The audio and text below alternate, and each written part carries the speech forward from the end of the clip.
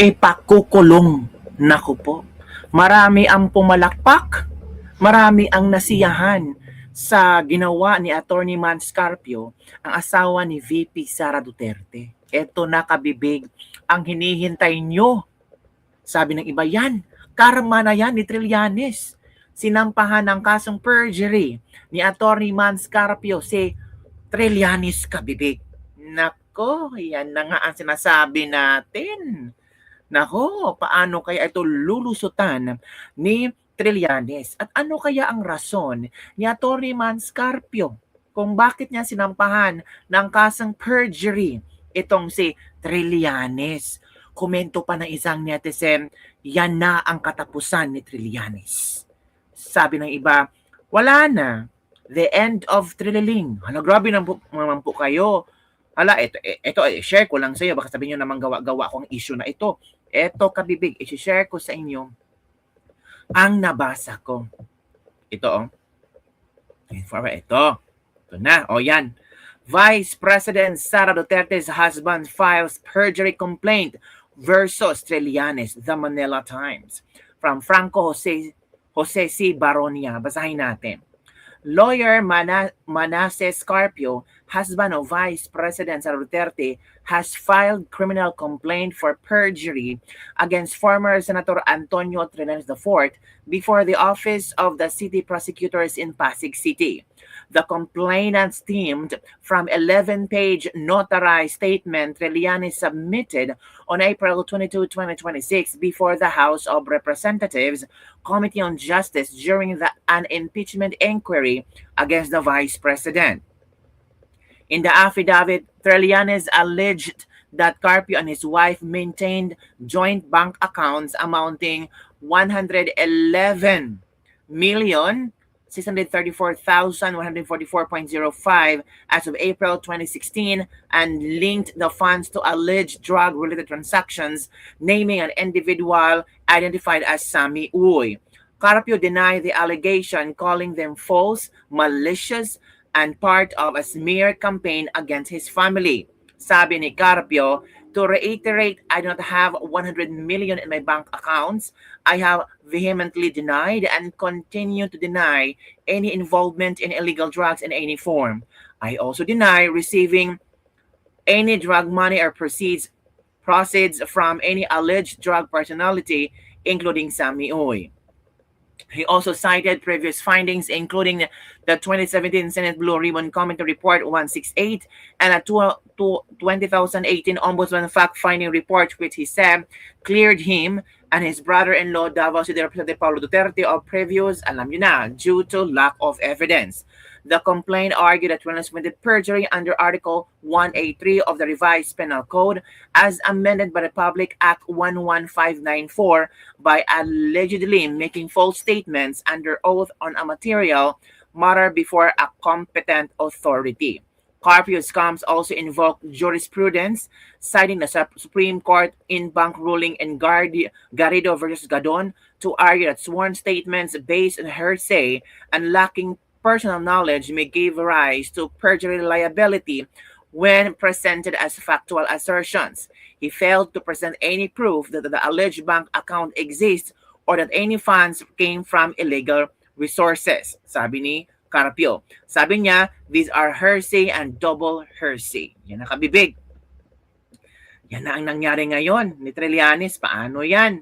Trillanes, sinampahan ka na ng kasong perjury ni Attorney Man Scarpio. Paano kaya ito lulusutan ni Trillanes kabibig? Ikaw, ano ang inyong komento hinggil dito? Para yata yung iba, nagpalakpakan. Hala, nagpalakpakan. Bakit nagpalakpakan? Para yatang masaya ang mga netizen. Ito kabibig, ang daming natutuwa at nagpalakpakan. Hala, nagpalakpakan talaga. Ang sakit naman yung marinig na nagpalakpakan. Uy, parang ikinatutuwa ng mga tao na masampahan ng kaso si Trillanes. Sabi ng iba, maiihi naman si Trillanes dyan.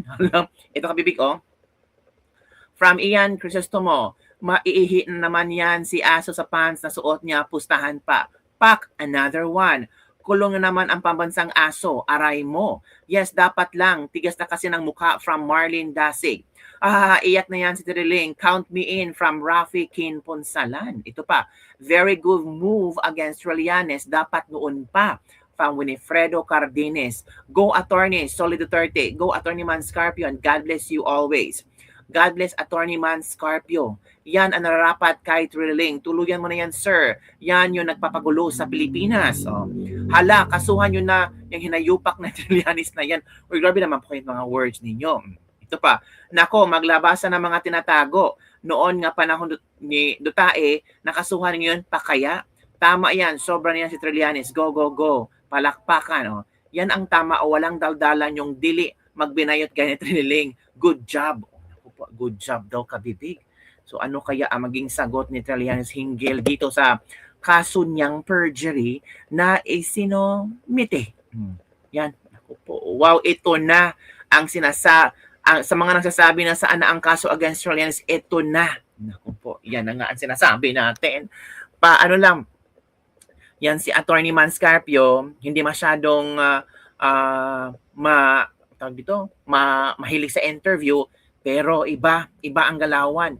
Make it pass, bro. Sounds really good. Dapat lang kasi sumusobra na yang that's available. There's a lot of suitcases. Ganyan sila kasigurado na malulusutan nila impeachment. Ang problema kapag nakalusot si Sara, malamang si BBM ang mag-term extension Congress using Chacha. Pag pumalpak, kagawa ng gera, yan, wala na makulong. Naku po, yan ang mga sinasabi ng mga ilang netizen. Naku, kakabibig, ano ang inyong komento hinggil dito? Yung iba nagpalakpakan na. Naku. Baka may ano ba? Tingnan natin kung meron bang statement ang lawyer ni Man Scarpio na si Paolo Panelo yata yon, si Attorney Paolo Panelo. Let's check mga kabibig ha, kung meron na ba silang statement hinggil sa parang wala pa yata. Wala pang statement mga kabibig. Wala pang statement pero so far I think maglalabas ito ng statement later on tungkol sa di umano'y, alam nyo na, pagsasampa ng kaso ni Attorney Man Scarpio. Brilliant idea, sabi ng isang netizen. Diba? Nagpalakpakan na ang mga netizen sa gagawin na Attorney Man Scarpio. Ikakabibig, ano ang inyong komento hinggil dito? Dapat lang bang sampahan si Trillanes ng kaso ni Attorney Man Scarpio? Ako naman, kung kinakailangan, why not? Diba? Karapatan naman ni Attorney Man Scarpio na magsampa ng kaso laban kay Trillanes. Kung nakikita ni Attorney Man Scarpio at ang kanyang legal team na merong hindi nasunod o merong paglabag ni Trillanes o merong mga ginagawa-gawang mga peking dokumento or walang basihan ang mga paratang ni Trillanes, kasuhan na Attorney Man Scarpio. Karapatan naman ni Attorney Man Scarpio yan. Diba? Ang tanong, ano kaya ang sagot ni Trillanes? Yung iba sabi, baka matatakot niya si Trillanes, baka hindi na yan lalabas. Naku, lalabas yan. Feeling ko talaga may amo itong si Trillanes. Lakas ng kapit sa gobyerno. Take note ha. Take note, kung hindi malakas ang kapit ni Trillanes sa gobyernong ito, bakit nagawa niyang magdala ng warrant of arrest, ICC warrant of arrest sa Senado? 'Di ba? So, malakas ang kapit ni Trillanes. Bakit may karapatan ba si Trillanes magdala-dala ng warrant of arrest? Wala naman siyang authority. Diba? Pero ang sagot ni Trillanes kasi yun ang request ni Bato. Sabi naman ni Attorney Marcoleta, kung ang challenge ni Bato, pakakainin siya ng ETA, kakain din ba siya?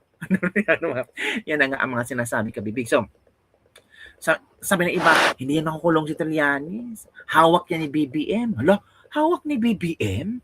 Mahal yan ni BBM? Huy, mahal ni BBM? Noon, pero wala akong narinig kay Trillanes na komento niya laban kay BBM. Nung kasagsagan ng eleksyon ng pagkapangulo, grabe yung komento ni Trillanes kay Bongbong Marcos. Pero ngayon parang tahimik na si Trillanes laban kay Bongbong Marcos. Wala man lang negative comments tungkol sa flood control, tungkol sa maleta, tungkol sa ano-anong mga nangyari sa Pilipinas, kagutuman, di ba? ito naman yung normal ginagawa nila, 'di ba? Yung sigawan si BBM ng magnanakaw. Oh, 'di ba? Magkaroon ng martial law and so on and so forth. Pero wala na tayong narinig kay Trillanes tungkol diyan. Mas naramdaman ng tao na mga kakamping na kakampi na si Trillanes ni BBM or si BBM kakampi niya ni Trillanes. Ano sa palagay yung Katipi? Nako. Maghintay-hintay tayo sa komento ni Trillanes kung ano ba kung natatakot ba siya sa perjury case na isinampa ni Attorney Man Scarpio. Yun lang kabibig ang ating Libak-Libak for today. Don't forget to like, subscribe, and share this video para sa mga latest trending news nating pag-usap-usapan. Bye everyone! See you next time!